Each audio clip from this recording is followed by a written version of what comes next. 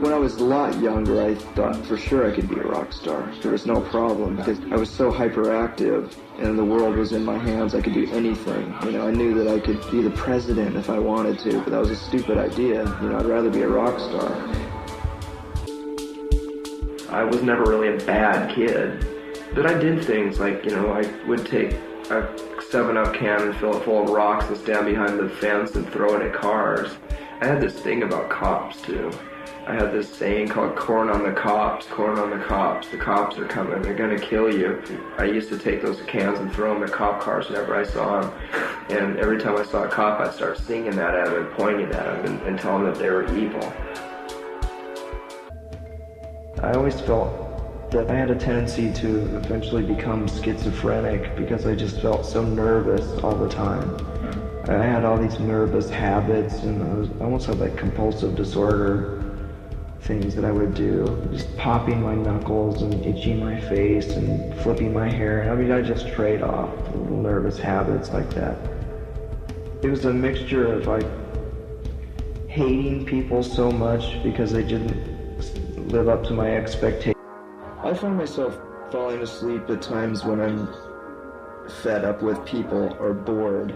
If I don't want to socialize and I'm stuck in a social situation like backstage or being on tour in general, I just sleep throughout the day. I would prefer to be in a coma, you know, and just be woken up and wheeled out onto the stage and play and then go back into my own little world.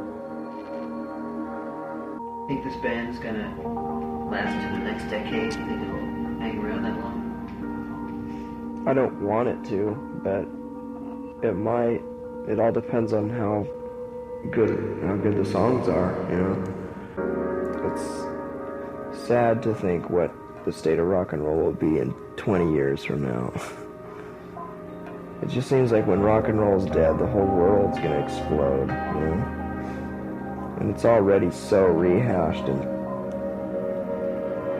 so plagiarized that it's barely alive now, you know? It's disgusting. I mean, kids really don't even care about rock and roll as much as they used to, as the other generations have. It's already turned into nothing but a fashion statement and an identity for kids to use. It's a tool for them to fuck and have a social life. And at that point, I really can't see music being of any importance to a teenager, really.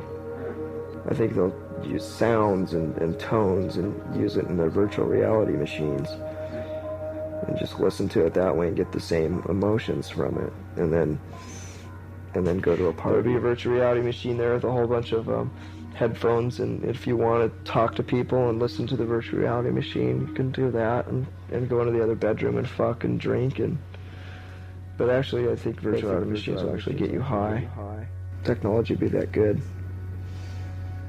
And then there'll be like virtual reality junkies, finding them dead on their couch from Odin.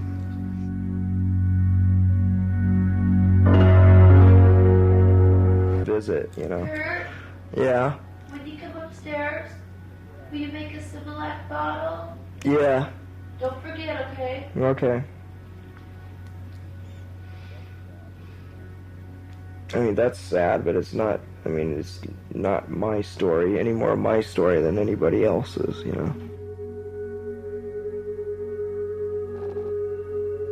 Are you a Martian? I'd like to believe so. It really does look just like those things.